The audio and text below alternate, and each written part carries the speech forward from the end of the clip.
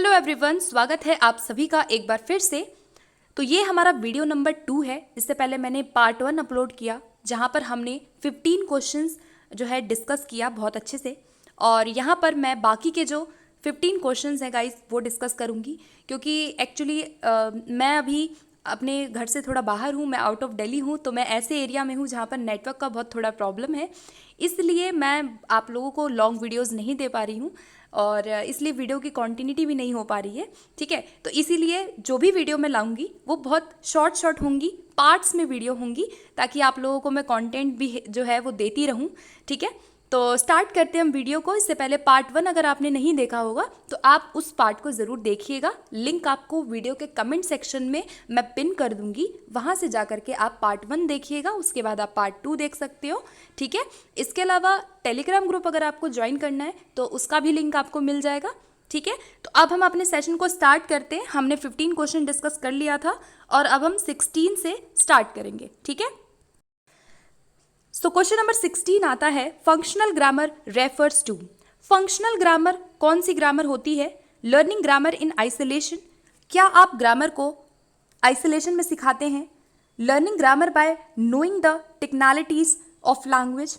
Learning grammar through the rules of language, या फिर learning grammar in a given context. तो functional grammar याद रखिएगा, दो प्रकार की ग्रामर कई बार आती है। एक आपने सुना होगा फॉर्मल ग्रामर, और एक होता है हमारा फंक्शनल ग्रामर। फॉर्मल ग्रामर वो ग्रामर है जैसे कि जीटीएम मेथड में जो हम सिखाते थे बच्चों को, जहाँ पे आप केवल रूल सिखा रहे हैं, आप उसकी टेक्निकलिटीज सिखा रहे हैं, जो भी बारीकियां हैं वो सिखा रहे हैं।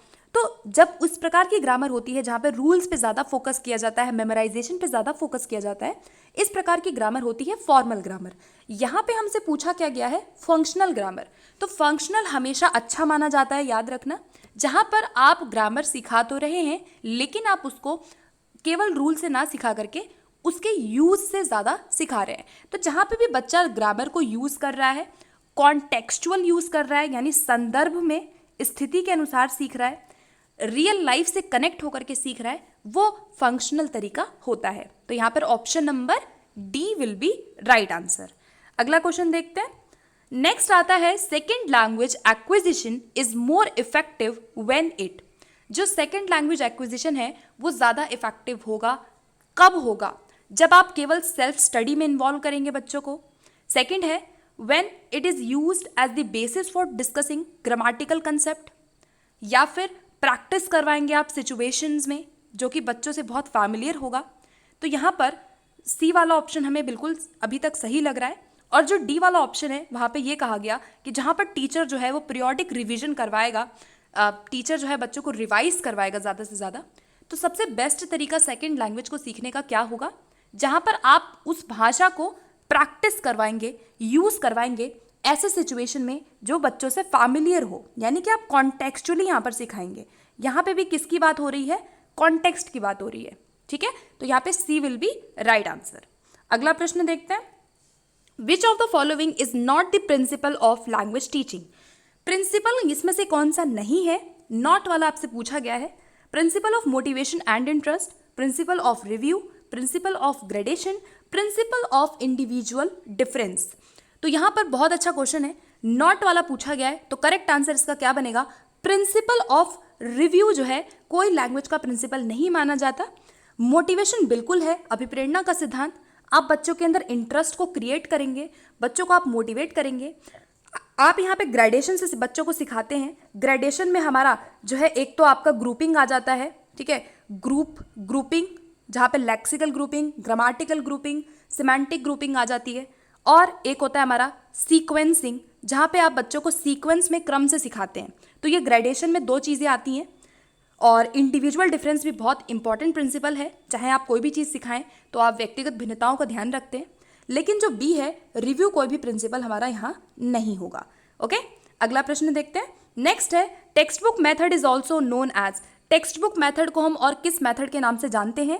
तो यहाँ पर जो राइट आंसर इस प्रश्न के लिए हमारा बनेगा वो बनेगा option number B, doctor West new method. ठीक है, याद रखना, डॉक्टर वेस्ट न्यू मेथड को टेक्स्ट बुक मेथड भी कहा जाता है।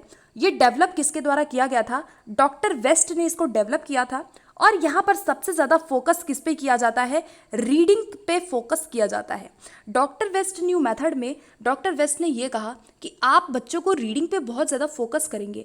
अगर आप रीडिंग बच्चों को इनिशियली सिखाना स्टार्ट करेंगे, रीडिंग प्रैक्टिस ज़्यादा कराएंगे, तो अदर जो स्किल्स है वो बच्चा ईजिली क्या करेगा, ग्रास्प कर लेगा। ये इस मेथड का मेन प्रिंसिपल था, इसलिए इसको हम टेक्स्ट बुक मेथड भी कहते हैं, ठीक है।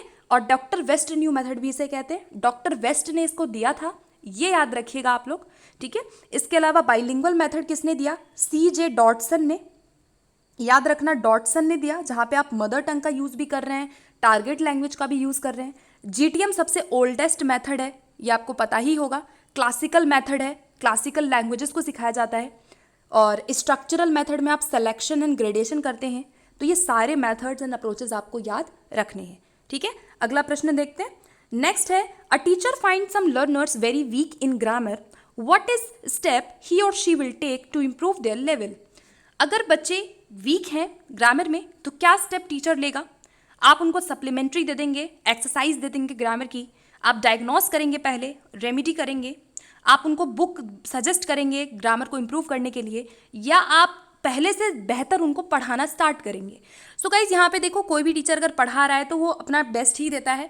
तो यहाँ पर कि आप उनको बेटर पढ़ाएंगे, यानी कि आप पहले उनको बेहतर नहीं पढ़ा रहे थे, ऐसा तो कुछ हो नहीं सकता, ठीक है। मतलब आप समझ रहे होंगे कि आप उनको बेहतर पढ़ाएंगे ऐसा ज़रूरी नहीं है, ठीक है। आपने पहले भी कोशिश पहले भी की होगी, लेकिन यहाँ पे उनकी इम्प्रूव करना है आपको, उनका लेवल। आपको अपनी टीचिंग में यहाँ पे कुछ नहीं करना है, आप क्या करेंगे, यहाँ डायग्नोस करेंगे, ठीक है। हम यहाँ पता लगाएंगे कि बच्चा ग्रामर में वीक है तो क्या कारण है, कारणों का पता लगाना, डायग्नोस करना हो जाएगा, और उसके बाद आप उन कारणों को दूर करेंगे, प्रैक्टिस करवाएंगे, वो आपका रेमेडियल हो जाएगा, ठीक है। तो यहाँ पर हम क्या करेंगे, ऑप्शन नंबर बी वाला जो है तरीका अपना सकते हैं। अगला प्रश्न देखते हैं। नेक्स्ट है, inferential questions are those questions. Inferential question कौन से क्वेश्चन होते हैं, that do not have a direct answer within text, that have a direct answer, that have a clear and particular answer, या फिर that can be asked in the form of MCQs। तो inferential question का मतलब होता है ऐसे प्रश्न जिसमें आपको सोचना पड़ जाए, ऐसे प्रश्न जो आपने पूछा, बच्चा जहाँ पे सोच रहा है, जिसका कोई डायरेक्ट आंसर नहीं होता, बच्चा जो है आउट ऑफ द बॉक्स जहाँ पे थिंकिंग करे, आउट ऑफ द बॉक्स सोचे, वो आपका इन्फरेंशनल तरीके का क्वेश्चन होता है, जहाँ पे बच्चा अपना दिमाग लगा रहा है, सोच रहा है, ठीक है। तो जिनका डायरेक्ट आंसर नहीं होता है वो हमारे इन्फरेंशनल क्वेश्चन होते हैं। अगला प्रश्न देखते हैं, which of the following statement is correct. अब देखो यहाँ पे कौन सा स्टेटमेंट बिल्कुल सही है वो आपको बताना है। तो यहाँ दो प्रकार की वोकैबलरी पूछी गई है, एक होती है हमारी रिसेप्टिव वोकैबलरी, एक होती है प्रोडक्टिव वोकैबलरी, ठीक है। तो मैं सीधा इस पर डायरेक्ट आंसर पे आती हूँ, और आप लोग ऑप्शन ज़रूर इसको पढ़ लीजिएगा वीडियो को पॉज करके। राइट आंसर देखो क्या होगा इसका, रिसेप्टिव वोकैबलरी पूछा गया है। तो रिसेप्टिव वोकैबलरी वो वोकैबलरी होती है जिसे हम रिकॉग्नाइज कर लेते हैं जब हम सुनते हैं और जब हम उसे देखते हैं। यानी कि जब आप रीडिंग और लिसनिंग करते हो, वाइल रीडिंग और लिसनिंग जो हम वर्ड सुनते हैं उसे हम रिसेप्टिव कहते हैं, रिसीव कर लेते हैं। प्रोडक्टिव वोकैबलरी वो वोकैबलरी है जिन वर्ड्स को हम बोलते समय या लिखते समय उपयोग में लाते हैं। तो ये दोनों वोकैबलरी में अंतर याद रखिएगा। पढ़ते समय, लिखते समय जो हम वर्ड्स यूज़ कर रहे हैं, जो हम ज़्यादातर यूज़ कर रहे हैं, वो हमारे प्रोडक्टिव है, जिन्हें यूज़ में ला रहे हैं। रिसेप्टिव में जिन्हें हम सिर्फ अंडरस्टैंड करते हैं बट हम उन्हें इतना यूज़ नहीं करते हैं, ठीक है। तो वो आपको याद रखना है। तो यहाँ पे ऑप्शन नंबर बी जो है वो बिल्कुल करेक्ट आंसर हो जाएगा। अगला प्रश्न देखते हैं, question number 23। Intensive reading refers to. Intensive reading कौन सी रीडिंग है, reading a text for editing, reading a text for pleasure, reading a text for someone else, या फिर reading a text for detailed information. So correct answer will be option number D. जब आप detail तरीके से पढ़ रहे हैं वो आपका इंटेंसिव रीडिंग होता है। जैसे आप किसी टेस्ट के लिए पढ़ रहे हो, एग्जाम के लिए पढ़ रहे हो, स्टडी कर रहे हो, वो आपका इंटेंसिव तरीके की रीडिंग है। प्लेजर के लिए जब हम पढ़ते हैं तो ये हमारी एक्सटेंसिव रीडिंग होती है, ठीक है। कौन सी रीडिंग होती है, एक्सटेंसिव रीडिंग होती है। तो यहाँ पे ऑप्शन नंबर डी इसका बिल्कुल राइट आंसर हो जाएगा। अगला प्रश्न देखते हैं। नेक्स्ट है, a learner uses her prior knowledge, makes semantic cues and syntactic cues, then moves to other more specific information, what model of reading the reader here adopts. कौन सा यहाँ पे मॉडल रीडर अडॉप्ट कर रहा है। ध्यान से समझिएगा, क्वेश्चन कहा गया कि एक लर्नर अपने पुराने ज्ञान का यूज़ करके किसी ना किसी मीनिंग को वाइल रीडिंग कंस्ट्रक्ट कर रहा है। तो ये टॉप डाउन है, बॉटम अप है, इंटरैक्टिव है या होल लैंग्वेज मेथड है। तो राइट आंसर जो इसका हमारा बनेगा वो बनेगा हमारा यहाँ पे टॉप डाउन मॉडल। आप यहाँ पे टॉप डाउन तरीके से सीख रहे हैं, आप यहाँ पे मीनिंग से सीख रहे हैं, आप खुद का यहाँ मीनिंग कंस्ट्रक्ट कर रहे हैं, आप होल टू पार्ट यहाँ पे सीख रहे हैं, आप होल टू पार्ट में सीख रहे हैं जब, तो वो हमारा टॉप डाउन अप्रोच होता है रीडिंग का। ठीक है, आप यहाँ कैसे सीख रहे हैं, आप पुराने ज्ञान का यूज कर रहे हैं, यानी कि ये आपका क्या है, टॉप डाउन अप्रोच है, जो कि बॉटम अप से ज़्यादा अच्छा माना जाता है। ठीक है, तो यहाँ ऑप्शन नंबर ए इसका राइट आंसर हो जाएगा। अगले प्रश्न की ओर चलते हैं। नेक्स्ट है multilingualism as a resource in education aims at. Multilingualism as a resource education में क्या इसका एम होता है। ठीक है, enabling to learn English for jobs and mother tongue for culture, making use of languages of learners for teaching learning, making learners learn as many languages as possible, या फिर use classical languages for teaching and learning. Multilingualism as a resource का मतलब आपको बताना था, यहाँ पर थोड़ा सा क्वेश्चन को घुमा करके पूछा गया है, बट वही बात पूछी गई है कि जो मल्टीलिंग्विज्म है उसे हम एज अ रिसोर्स टीचिंग में यूज़ करते हैं। ठीक है, तो यहाँ भी वही है कि जहाँ पे आप लर्नर की ही लैंग्वेज को यूज़ करते हैं वाइल टीचिंग ऑफ इंग्लिश या टीचिंग लर्निंग प्रोसेस। ठीक है, तो यहाँ पे है कि making use of languages of learners, ये क्या है आपका मल्टीलिंग्विज्म का एम होता है। आप उनकी ही भाषा को आधार बना करके टीच कर रहे हैं। ठीक है, रिसोर्स की तरह। तो यहाँ बी हो जाएगा राइट आंसर। अगला प्रश्न देखते हैं। According to NCF 2005 which one of the following is not an objective of English teaching या फिर लैंग्वेज टीचिंग लर्निंग। कौन सा ऑब्जेक्टिव नहीं होगा। Ability to read with comprehension, पढ़ना, समझ के साथ पढ़ना। सेकेंड, एफर्टलेस एक्सप्रेशन, यानी कि बच्चा बिना हिचकिचाए ही अपने आप को एक्सप्रेस कर सके। To know the history of languages, भाषा का इतिहास जान सके। या फिर the competence to understand what one hears.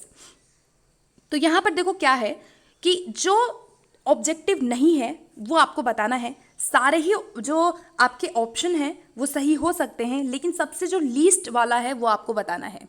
तो सबसे लीस्ट वाला क्या है, ऑप्शन नंबर सी हो जाएगा।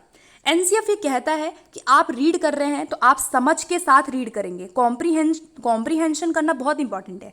आप एक्सप्रेस करेंगे, भाषा में यूज़ करेंगे। ठीक है, ये भी ठीक है। आप बच्चों को यहाँ पर अंडरस्टैंड करवाएंगे, जो भी बच्चा सुन रहा है उसको, ये भी ठीक है। लेकिन हिस्ट्री को जानना कोई ऑब्जेक्टिव नहीं है, तो यहाँ option number C correct answer इसका हो जाएगा। ठीक है, अगला प्रश्न देखते हैं, क्वेश्चन नंबर 27। क्वेश्चन नंबर 27 देखिए क्या है, टाइप्स ऑफ राइटिंग से क्वेश्चन है। It is a type of writing in which the teacher provides the situation. Teacher ने क्या प्रोवाइड किया, यहाँ पे एक सिचुएशन प्रोवाइड किया and helps the class to prepare it. The teacher continuously provides feedback, direction and expansion of ideas to the learners. Teacher यहाँ क्या कर रहा है, ध्यान से देखिएगा। टीचर सिचुएशन प्रोवाइड कर रहा है, बच्चों को गाइड कर रहा है, फीडबैक दे रहा है, डायरेक्शन दे रहा है। तो यहाँ पे कौन सी राइटिंग है, कंट्रोल्ड राइटिंग है, गाइडेड है, फ्री है या प्रोडक्ट राइटिंग है। तो राइट आंसर क्या बना, यहाँ पे टीचर क्या कर रहा है, फीडबैक प्रोवाइड कर रहा है, डायरेक्शन दे रहा है, यानी कि ये गाइडेड तरीके की राइटिंग है। टीचर यहाँ बच्चों को बेसिकली गाइड कर रहा है, टीचर बच्चों को यहाँ पे मोटिवेट कर रहा है। तो ये कैसी राइटिंग होती है, गाइडेड राइटिंग होती है।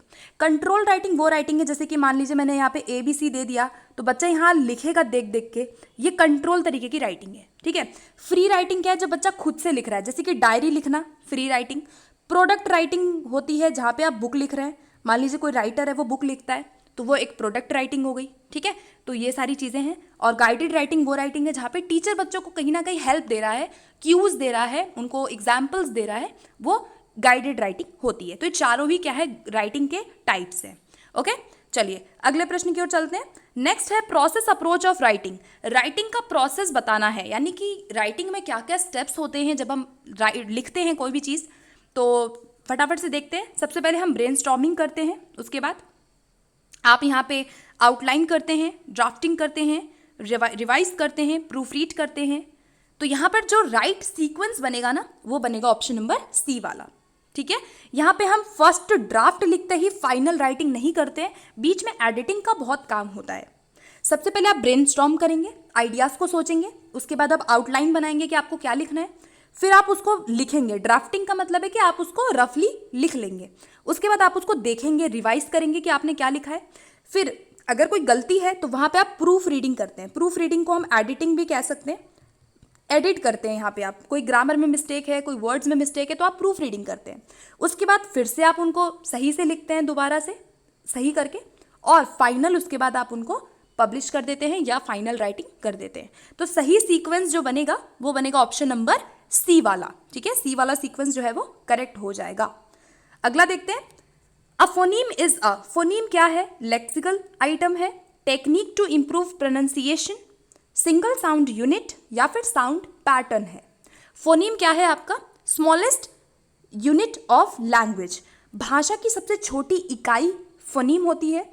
सिंगल साउंड यूनिट जो है वो भी हमारा फोनीम होता है, जैसे कि आपका फ, च, म, ये क्या है? आपका फोनीम है। फ, च जो हमारी साउंड्स हैं उसकी यूनिट को हम फोनीम कहते हैं। तो यहाँ पे सी राइट आंसर हो जाएगा। लास्ट क्वेश्चन देखेंगे, विच of the following approaches methods advocates linguistic competence and performance. Linguistic competence और परफॉर्मेंस किस अप्रोच में सबसे ज़्यादा देखने को मिलेगा? स्ट्रक्चरल में, कम्युनिकेटिव में, ग्रामर में या डायरेक्ट में? तो राइट आंसर इस प्रश्न के लिए क्या बनेगा हमारा? Option number B, communicative approach में बच्चे की लिंग्विस्टिक कॉम्पिटेंसी और परफॉर्मेंस दोनों पे फोकस किया जाता है। तो यहाँ पे B option will be right answer. Okay guys, तो ये थे हमारे आज के 30 क्वेश्चन। आई होप आपको आज का सेशन जो है वो अच्छा लगा होगा, एंड थैंक यू गाइस देखने के लिए।